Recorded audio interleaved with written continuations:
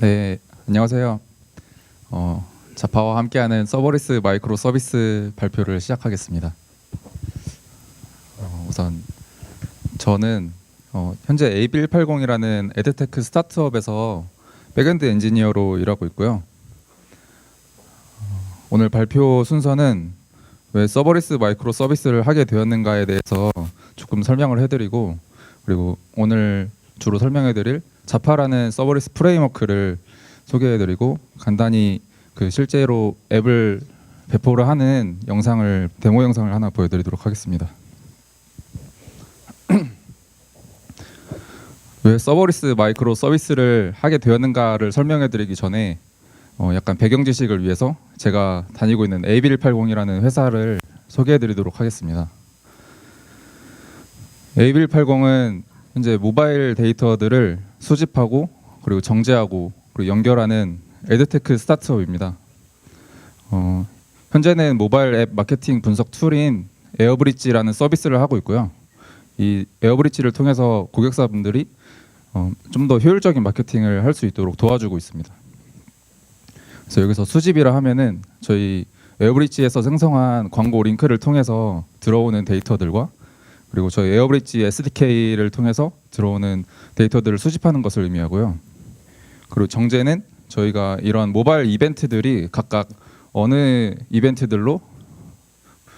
이벤트들로부터 발생을 하였는가, 어느 광고로부터 유발이 되었는가를 저희가 귀인하는 것을 하고 있습니다. 이 과정에서 저희는 모바일 앱과 디바이스를 매핑을 하고 그런 정제 과정을 거치고요.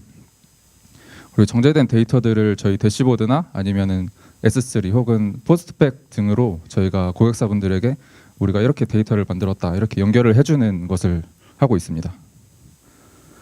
그래서 제가 속한 백엔드 팀은 되게 많은 일은 하지만 크게 세 가지로 분류를 해보면은, 아까 말했듯이 저희 광고 링크를 통해서 들어온 데이터를 수집을 하고 실제 광고 페이지로 리다이렉트를 해주는 일과, 그리고 저희 SDK에서 발생한 이벤트들의 데이터들을 수집하는 일과, 그리고 저희 에어브릿지 대시보드에 통계나 다른 잔존율이나 그런 데이터들을 확인할 수 있게 데이터들을 내려주는 일을 하고 있습니다.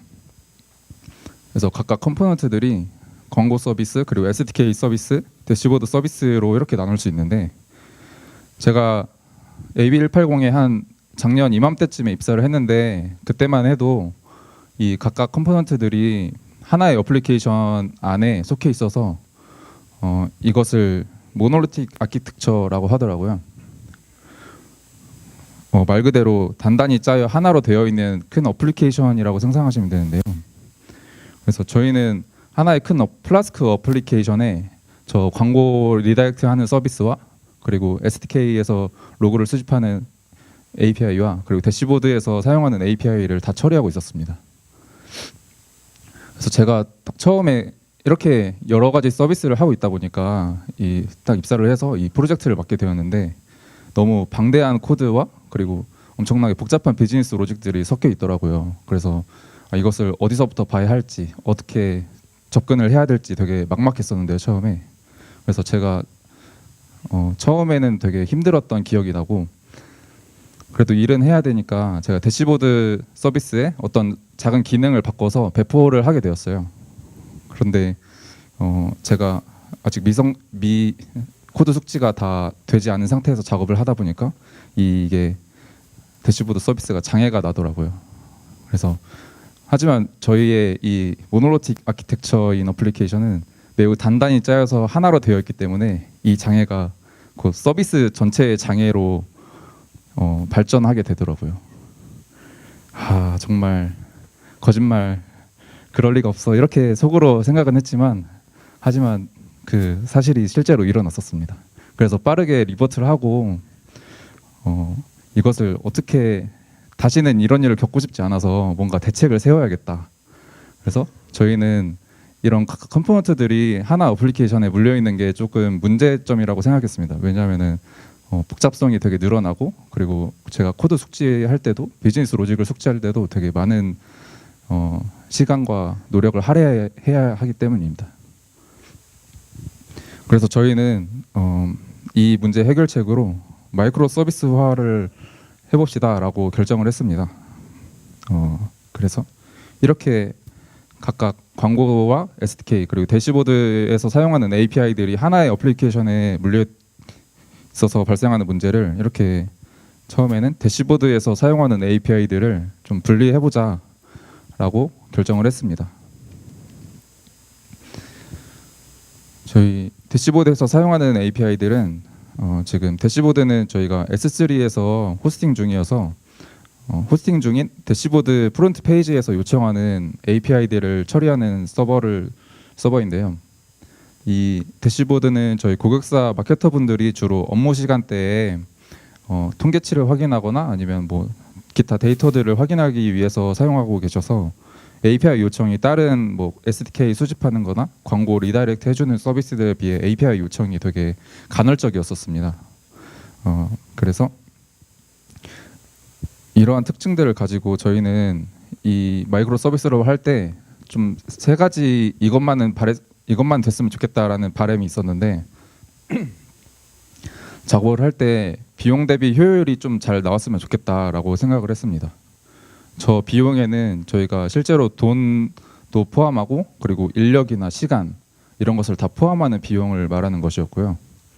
그리고 관리 포인트의 최소화를 좀 많이 추구했었습니다. 왜냐하면은 이렇게 저희가 좀 스트레스를 덜 받으려고 마이크로 서비스화 했는데 만약에 관리할 게 더 늘어나서 우리의 인력이 더 배로 들어가게 된다면 사실 저희는 하지 않아도 될 일을 했던 거라고 생각했기 때문에 관리 포인트를 줄이는 것을 좀 중점적으로 생각을 했었습니다. 그리고 모니터링이 잘 됐으면 좋겠다라는 바람이 있었는데 이것도 아까 말했던 거와 비슷한 이유로 이게 작업을 했는데 잘 되고 있는지 잘 안 되고 있는지 이렇게 알 수가 없다면 저희는 또 마음의 평화를 얻지 못하게 되는 것이죠. 그래서 저희가 마이크로 서비스화 하자고 결정을 하고 딱 떠오른 대안은 두 가지 정도 있었습니다. 하나는 EC2를 사용해서 기존에 사용하던 방식 그대로 사용하는 것과 그리고 API 게이트웨이와 람다를 사용해서 서버리스 환경으로 배포를 해보자라고 이렇게 두 가지 대안이 있었는데요. 서로 각각 장단점이 있는데 이 장단점을 좀 살펴보면 먼저 EC2는 저희가 기존에 사용하던 코드와 기존 오퍼레이션 환경을 그대로 활용이 가능했었습니다. 그래서 기존 코드를 복사를 하고 비슷한 인스턴스를 띄워서 도메인만 따로 분리를 해서 API 분기만 하면 되기 때문에 되게 가장 빠르고 간단하게 사용이 가능했죠. 하지만 아까 API가 간헐적이라는 점에서 이 EC2를 사용하는 것은 서버가 24시간 올라가 있기 때문에 저희는 불필요하게 자원을 낭비하는 것이 발생할 수 있다라고 생각을 했었습니다. 그리고 이렇게 또 하나 인프라가 증가하는 것은 관리 포인트의 증가라고 생각을 해서 저희는 그렇게 썩 이게 좋은 방법일까라는 의문을 가지게 되었습니다. 그에 반해 API 게이트웨이와 람다를 사용해서 서브리스 환경으로 구축하는 것은 기존 코드 재활용이 가능한지 여부조차 몰랐고 만약에 재활용이 가능하다면 어디까지 가능한지 저희는 그것을 확인해야 할 필요가 있었습니다. 그리고 기존 오퍼레이션 환경도 뭐 어떻게 얼마나 활용할 수 있을지 그것이 확인이 필요했고 그리고 저희가 서버리스를 그 전에 운영해본 경험이 없어서 서버리스를 좀 학습이 필요했었습니다. 하지만 그에 반해 이것을 사용하면 쓴 만큼만 돈을 내면 되기 때문에 가격이 되게 합리적이라고 생각했었습니다. 그리고 이 서버리스는 말 그대로 서버가 존재하지 않는다라는 개념이어서 관리 포인트가 증가하지 않는다고 저희는 생각을 했었습니다. 이렇게 두 가지가 다 장단점이 있는데 저희가 서버리스를 선택하게 된 이유는 서버리스의 단점이라고 하면은 저희가 뭔가를 배워야 하고 저희가 공부를 해야 된다는 것이기 때문에 저희는 그에 반해 좀 뭔가 새로운 것을 배우는 것에 대해서 좀 긍정적인 사람들이 모여 있어서 그래 우리가 공부하면 되지라는 생각으로 그리고 서버리스의 장점들이 너무 뚜렷하기 때문에 저희는 서버리스를 선택하게 되었습니다. 그래도 막상 서버리스를 택하고 나서 어떻게 사용해야 될지 되게 방법도 다양하고 막막하더라고요, 사실. 하지만 저희는 스타트업입니다. 매우 한정된 자원으로 빠른 시간 안에 최대한 효율을 내야 하는 조직이죠. 그래서 저희는 빠르게 실험할 수 있고 빠르게 검증할 수 있고 빠르게 사용할 수 있는 그 무언가가 되게 필요했었습니다. 그때 저희는 자파라는 녀석을 만나게 되죠. 이 자파는 쉽게 말하면 AWS의 API 게이트웨이와 람다의 파이썬 WSGI 어플리케이션을 배포해주는 것을 쉽게 도와주는 프레임워크입니다. 그래서 파이썬 서버리스 프레임워크라고 할 수 있는데요. 이 말은 즉슨 WSGI 어플리케이션을 사용하고 있다면 저희 API 게이트웨이와 람다에 곧바로 얘가 애플리케이션을 배포해 줄 수 있다, 바로 사용할 수 있다라는 것을 의미합니다. 이 WSGI 어플리케이션은 대표적으로 장고나 플라스크 등 프레임워크가 지원을 하고요. 이것이 가능한 이유는 자파가 실제 람다로 패키지를 배포를 할 때 WSGI 미들웨어를 하나 씌워서 배포를 하는데 이 미들웨어가 하는 일은 람다가 호출이 될 때 어떤 이벤트에 대한 정보를 이렇게 받아옵니다. 근데 이 정보를 WSGI에서 사용할 수 있게 좀 변환을 해줘서 WSGI 어플리케이션에서 사용할 수 있게 만들어주는 것이죠. 그래서 저기 보시면 패스는 패스 인포, 그리고 HTTP 메서드는 리퀘스트 메서드, 이런 형식으로 WSGI에서 지원하는 포맷으로 만들어주게 됩니다. 그래서 람다가 호출이 되면은 저렇게 WSGI 인바이러먼트 딕셔너리로 바꾸고 WSGI 어플리케이션이 실행이 되고 그 결과가 람다 함수의 결과값으로 나오게 되는 것이죠. 정말 되게 간단한 컨셉으로 이렇게 되게 많은 이점을 가지고 있는 이 좋은 것을 어떻게 사용하느냐, 단지 3가지 명령어면 됩니다. 제가 뭐 약을 파는 건 아니고 진짜 3가지면 됩니다. 첫 번째로는 pip install 자파라는 명령어를 통해서 자파를 설치하게 되는 겁니다.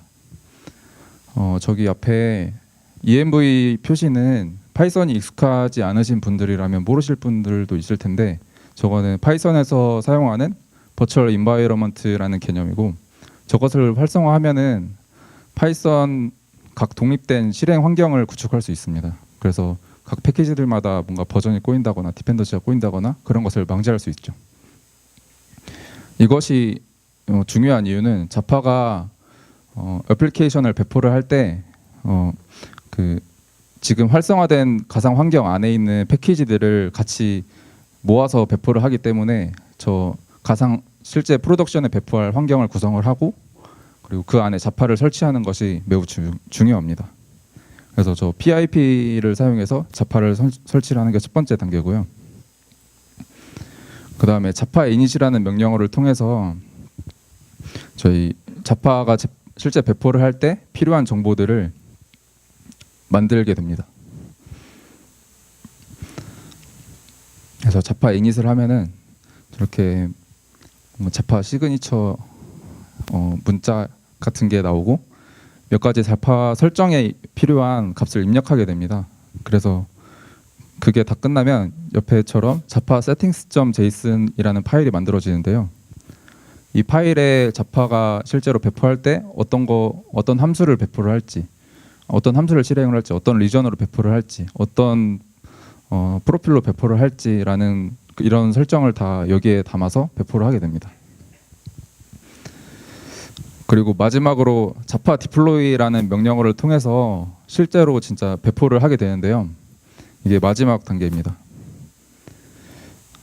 이 단계는 조금 천천히 차근차근 설명해 드리겠습니다.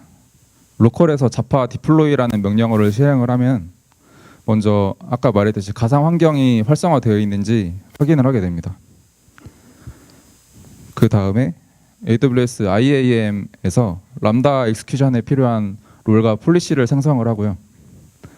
그 다음에 로컬에서 프로젝트 압축 파일을 생성하게 됩니다. 이때 아까 말했듯이 패키지들을 가상 환경 안에 있는 패키지들을 다 모아서 현재 프로젝트 코드와 같이 압축을 하게 됩니다.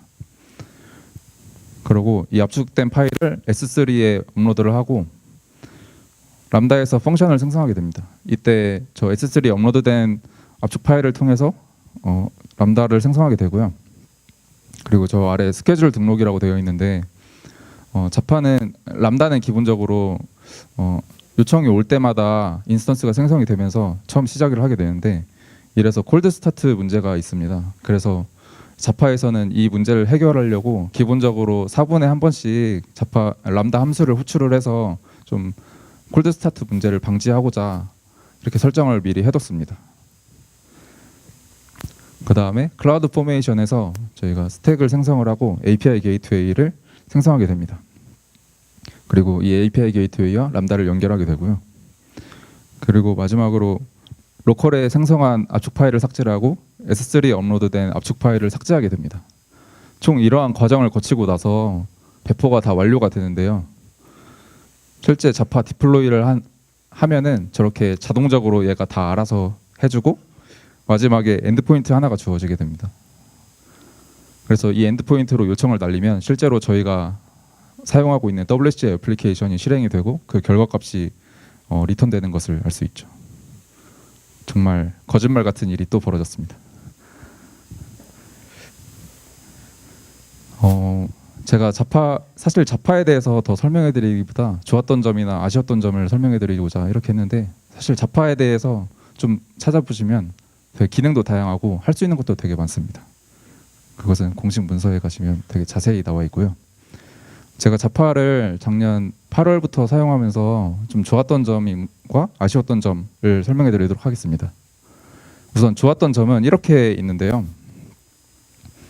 첫 번째로 저희가 기존에 플라스크 기반으로 서버가 구성되고 있었는데 그 플라스크 코드를 그대로 사용할 수 있었다는 점이었습니다.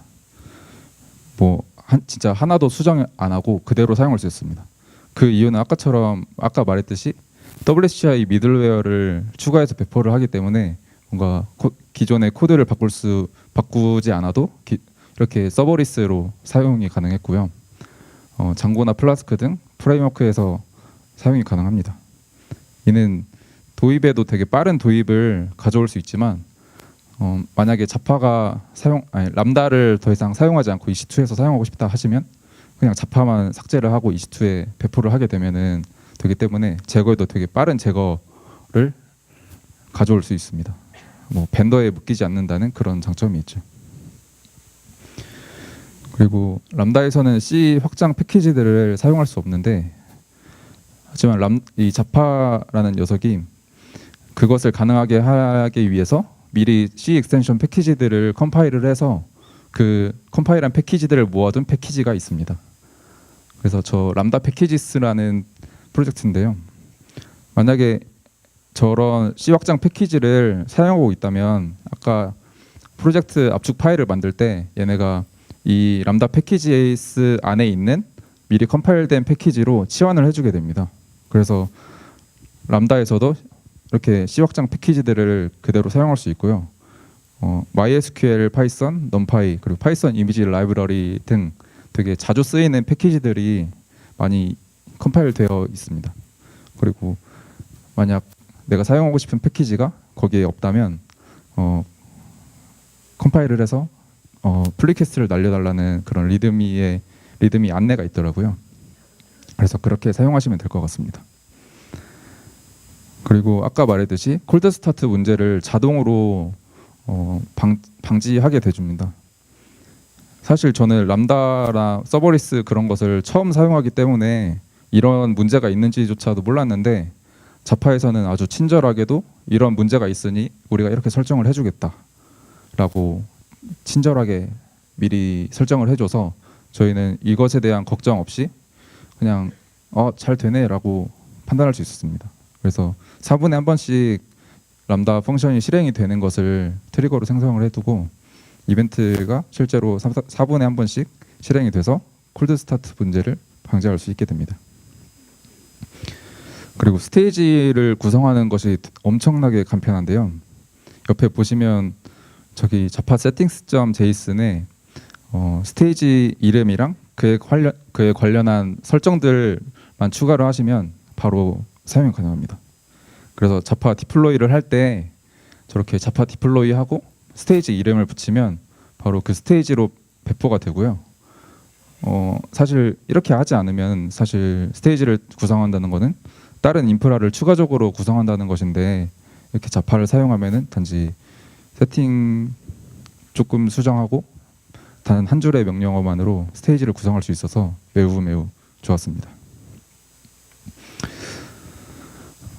그리고 사실 아쉬웠던 점이 막 많지는 않은데 이렇게 좀 있었습니다. 첫 번째로는 모니터링이 저는 좀 아쉬웠다고 생각을 하는데 기존에는 EC2에서 뉴렐릭을 사용하고 있어서 매우 파워풀하게 모니터링을 할 수 있었습니다. 하지만 뉴렐릭은 람다에서 사용이 불가능하더라고요. 그래서 저희가 생각한 대안으로는 클라우드 와치와 엑스레이를 사용하자였고, 클라우드 와치에는 저희가 람다에서 기본적으로 로그를 클라우드 와치에 저장을 하는데 HTTP 로그 같은 경우에는 아파치 로그 포맷에 맞춰서 저장을 하게 됩니다. 그래서 그 로그 포맷을 아니까 이제 필터를 걸 수 있고요.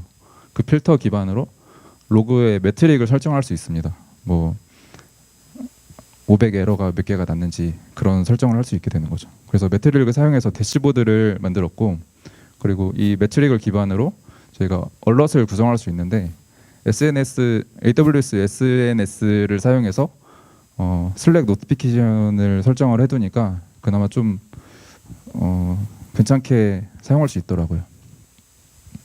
그리고 엑스레이로 실시간 요청을 다 트레이싱이 가능한데 그냥 사용하면은 사실 조금 람다에서 사용하기가 불편하더라고요. 그래서 엑스레이 비전이라는 프로젝트를 사용해서 엑스레이를 사용하게 되었는데, 이 엑스레이 비전은 람다에서는 뭐 상위 세그먼트를 만들 수 없는데 얘를 사용하면은 만들어서 서브 세그먼트에 뭐 정보를 저장하거나 그렇게 할 수가 있더라고요. 이렇게 대시보드를 저희는 구성해서 사용하고 있고, 뭐 1시간에 에러가 얼마나 나는지, 뭐 리퀘스트가 얼마나 오는지, 그리고 DB 레이턴시가 얼마나 있는지를 보면서 보고 있고, 그리고 이게 엑스레이 화면인데요. 이렇게 각 URL마다 뭐 리퀘스트는 어떻게 되었고 이런 게 다 트레이싱이 가능합니다. 그리고 슬랙 노티피케이션으로 저희가 똑같은 상황에 노티가 오는 것을 볼 수 있습니다. 그리고 저희가 또 아쉬웠던 점은 디버깅이 사실 되게 불편했었습니다. 사실 서버가 없기 때문에 뭐 디버거를 걸어서 막 디버깅을 할 수가 없어서 순전히 로그만 보고 디버깅을 해야 했었습니다. 근데 자파에서 그나마 조금 도와준 건 자파 테일이 로그를 테일링하는 명령어인데요.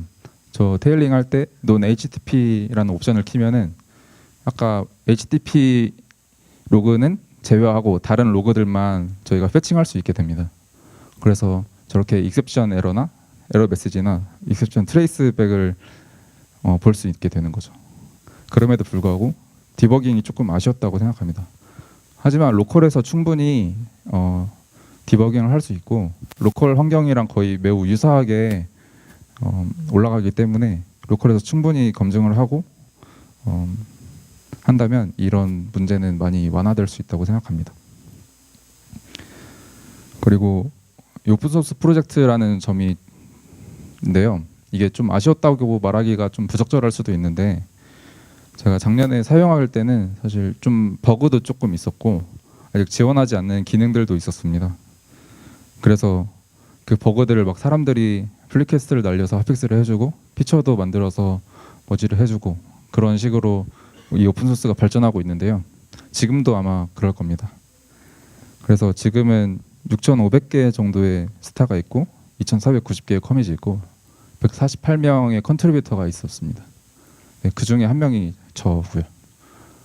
저도 운 좋게는 아니고 버그를 하나 발견을 해서 이것을 보통 평소 같았으면 그냥 다른 사람이 해결해 주겠지라는 마음이었는데 실제로 사용을 해야 하니까 수정을 하고 내가 이거 수정했어 이렇게 날리니까 고맙다고 머지를 해주고 체인지 로그에도 제 이름을 남겨주더라고요.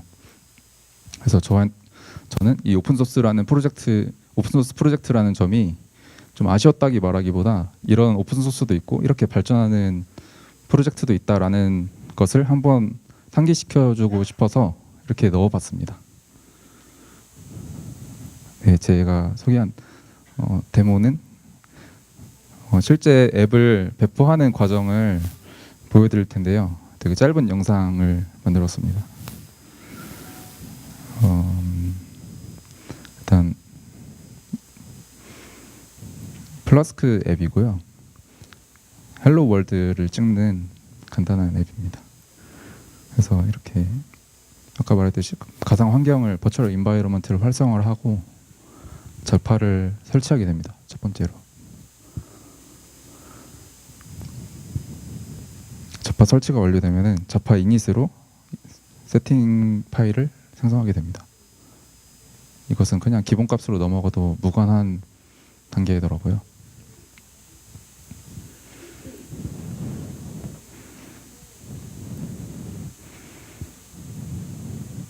그래서 저렇게 완료가 되면은 자파 settings.json 파일이 생성이 되고 저 세팅 파일로 자파가 실제 배포를 하게 됩니다. 자파 디플로이라는 명령어를 사용해서 이제 자동으로 배포를 하게 됩니다.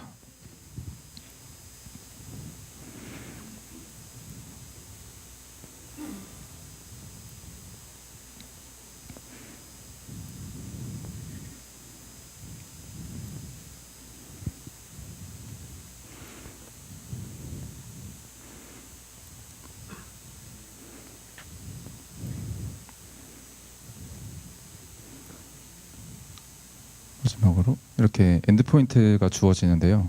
이 엔드포인트로 요청을 하면은 아까 저희가 만들었던 헬로 월드를 찍는 것이 보일 겁니다. 네, 이렇게 배포가 되게 간단하게 이루어지는 것을 확인할 수 있는데요. 제가 A1180에서 자파를 사용하면서 이렇게 많은 서비스들을 자파를 사용해서 사용할 수 있었고, 제가 아까 처음에 말했듯이 우리가 좀 됐으면 좋겠다라는 바람이 이렇게 세 가지가 있었습니다. 첫 번째, 비용 대비 효율은 빠른 도입으로 인해서 엄청나게 인력과 시간을 아낄 수 있었습니다. 단지 세 가지 명령어면 사용이 가능했기 때문이죠. 그리고 매우 저렴한 비용으로 지금 운영을 하고 있고, 람다는 100만 리퀘스트까지 무료로 제공을 하고 이후 요청당 0.000002불로 되게 저렴하게 이용할 수 있었습니다. 이게 막 요청이 엄청나게 빈번하고 계속 이어지는 스트리밍 같은 데이터 API면 좀 가격이 나올 수도 있는데, 이렇게 간헐적이고 좀 빠른 API라면 람다를 사용하시는 것이 좀 괜찮은 방법인 것 같습니다. 그리고 관리 포인트 최소화라는 것은 사실 인프라에 대한 걱정을 할 게 없더라고요. 서버가 없어서. 그리고 안 되면 그래서 인프라 고민할 시간에 개발에 더 집중할 수 있게 되고 다른 더 재미난 일을 많이 할 수 있게 되었습니다. 모니터링은 아까 아쉬웠던 점에 넣었지만 되게 잘 쓰고 있습니다. 클라우드 와치와 엑스레이. 네, 감사합니다. AWS. 그리고 하지만 혹시나 더 좋은 방법이 있다면 공유 좀 부탁드리겠습니다. 네, 이렇게 아까 보니까 세 가지 다 잘 된 것 같네요. 네, 잘한 것 같습니다. 제가 발표를 준비한 거는 여기까지고요.